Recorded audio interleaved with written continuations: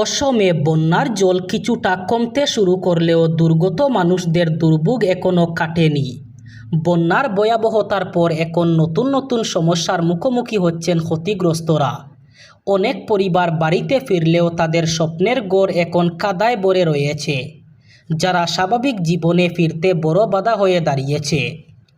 এদিকে রাজ্যের বিভিন্ন প্রান্তে টানা ভারী বৃষ্টির ফলে নদ নদীর জলস্তর আবার বেড়ে যাওয়ায় নতুন করে বহু এলাকা প্লাবিত হওয়ার আশঙ্কা দেখা দিয়েছে। জলের দ্রুত বৃদ্ধি রাজ্য জুড়ে আতঙ্কের সৃষ্টি করছে। এদিকে গত 2 দিনে আরও 6 জনের মৃত্যু হওয়ায় চলতি বছরে বন্যায় মৃতের সংখ্যা বেড়ে দাঁড়িয়েছে 95। একই সঙ্গে 14টি জেলায় ক্ষতিগ্রস্ত মানুষের সংখ্যা এখনও পর্যন্ত প্রায় 1.5 লক্ষেরও বেশি। বন্যা পরিস্থিতি পর্যালোচনা এবং ত্রাণ ও পুনর্বাসন কার্যক্রমের অগ্রগতি খতিয়ে দেখতে কেন্দ্রীয় স্বাস্থ্য ও পরিবার কল্যাণ মন্ত্রী জেপি নাড্ডা বন্যা কবলিত এলাকাগুলি পরিদর্শন করেছেন। বন্ধ হবে নিয়ম না মানা অসমের বহু মাদ্রাসা। 10টি নিয়ম না মানলে 30 দিনের মধ্যে বিহিত ব্যবস্থা নেওয়া হবে একাংশ মাদ্রাসার বিরুদ্ধে। অসম তানজিম মাদারিস ক্লৌমিয়ার বড় সিদ্ধান্ত। শরীয়ত এবং সরকারের নীতি নিয়ম পালন না করলে মাদ্রাসার বিরুদ্ধে কঠোর ব্যবস্থা নেওয়া হবে। অসমের মহিলা মাদ্রাসাগুলিকে মানতে হবে 10টি নিয়ম।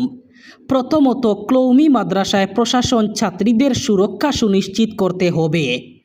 মাদ্রাসার ছাত্রীবাসে বাধ্যতামূলকভাবে স্থাপন করতে হবে সিসিটিভি ক্যামেরা।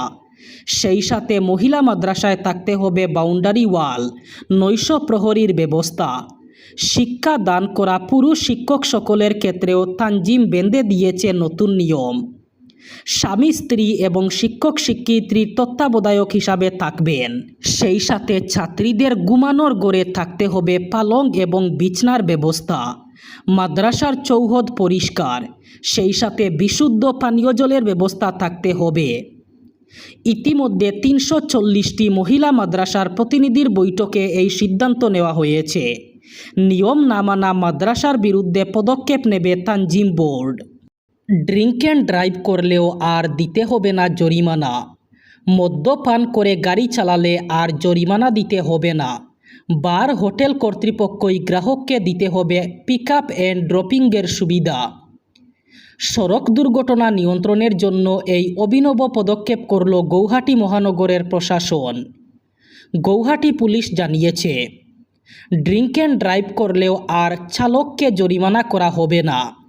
যদি কোনো ব্যক্তি কোনো বার অথবা হোটেলে গিয়ে মদ্যপান করেন, তাহলে ওই হোটেল কর্তৃপক্ষকেই গ্রাহককে গড়ে ছেড়ে দিতে হবে। ইতিমধ্যে এমনই নির্দেশিকা জারি করেছে গৌহাটি মহানগরীর প্রশাসন। প্রশাসন জানিয়েছে, সড়ক দুর্ঘটনা নিয়ন্ত্রণের জন্য এমন পদক্ষেপ করা হয়েছে।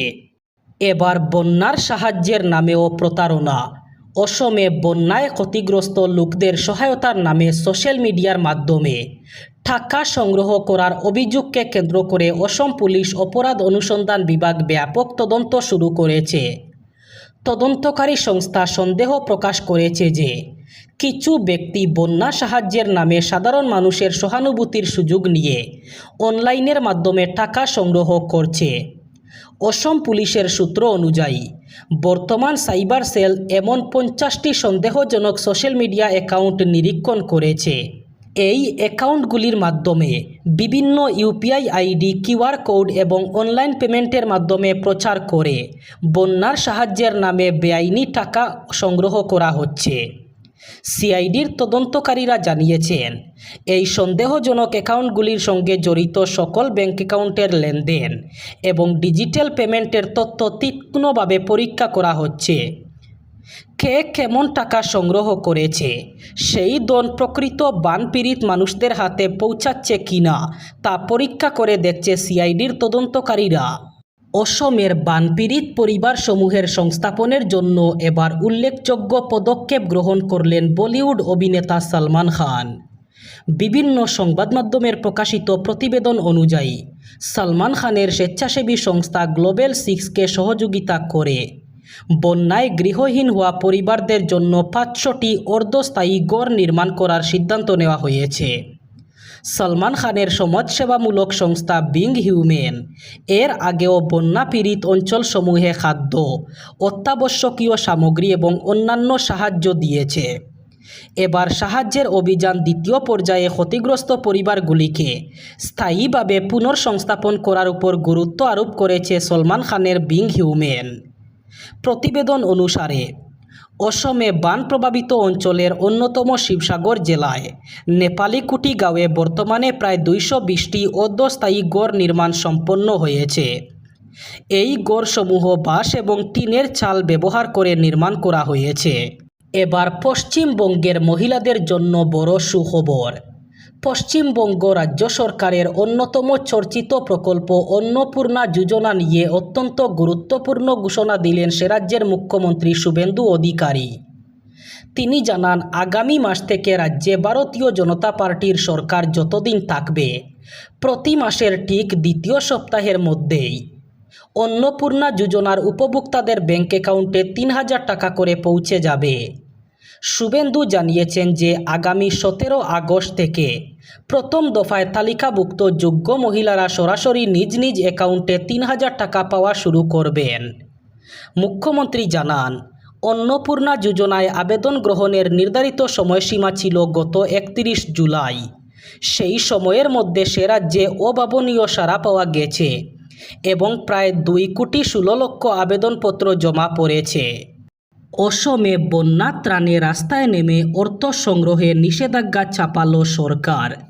মুখ্যমন্ত্রী ডক্টর হিমন্ত বিশ্ব শর্মা ঘোষণা করেছেন, রাস্তায় ঘুরে ট্রাফিক পয়েন্টে অথবা অন্যান্য জনবহুল স্থানে দাঁড়িয়ে ত্রাণের নামে অর্থ সংগ্রহ করলে সংশ্লিষ্ট ব্যক্তি অথবা সংগঠনের বিরুদ্ধে কঠোর আইনি ব্যবস্থা নেওয়া হবে। কোনো ব্যক্তি অথবা সংগঠনকে রাস্তায় দাঁড়িয়ে দান বাক্স নিয়ে দাঁড়ানো কিংবা QR কোড প্রদর্শন করে পথচারী ও যানবাহন চালকদের কাছ থেকে অর্থ সংগ্রহের অনুমতি দেওয়া হবে না। কড়া পদক্ষেপ করবে পুলিশ। হিমন্তের মতে প্রথমে যখন এভাবে টাকা তোলা হয়েছে, মানুষ নিজের উদ্যোগে সাহায্য করেছেন, তখন আপত্তি করা হয়নি, কারণ তখন সরকার সর্বত্র পৌঁছাতে পারেনি। কিন্তু এখন সরকার সব বন্যা দুর্গত এলাকায় পৌঁছে গেছে।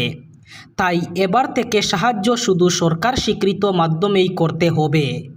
নিট আন্দোলনের পর এবার কি রাজনীতিতে নামছে ককরোচ জনতা পার্টি? প্রথম আন্দোলনে সাফল্য এসেছে, এবার কি সরাসরি রাজনীতিতে নামছে ককরোচ জনতা পার্টি?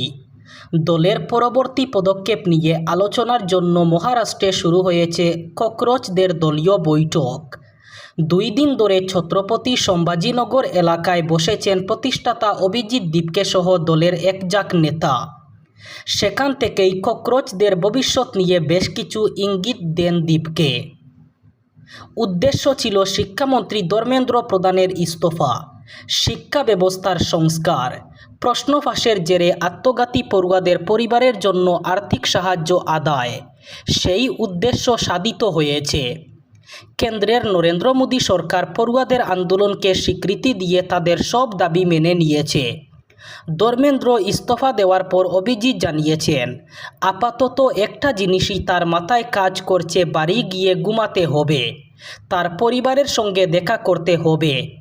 2 মাস থেকে বাড়ির বাইরে, একটু বিশ্রাম চাই।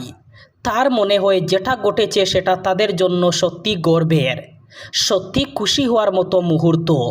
রাজনীতিতে যোগদান নিয়ে সেই সময় স্পষ্ট করে কিছু জানাননি অভিজিৎ।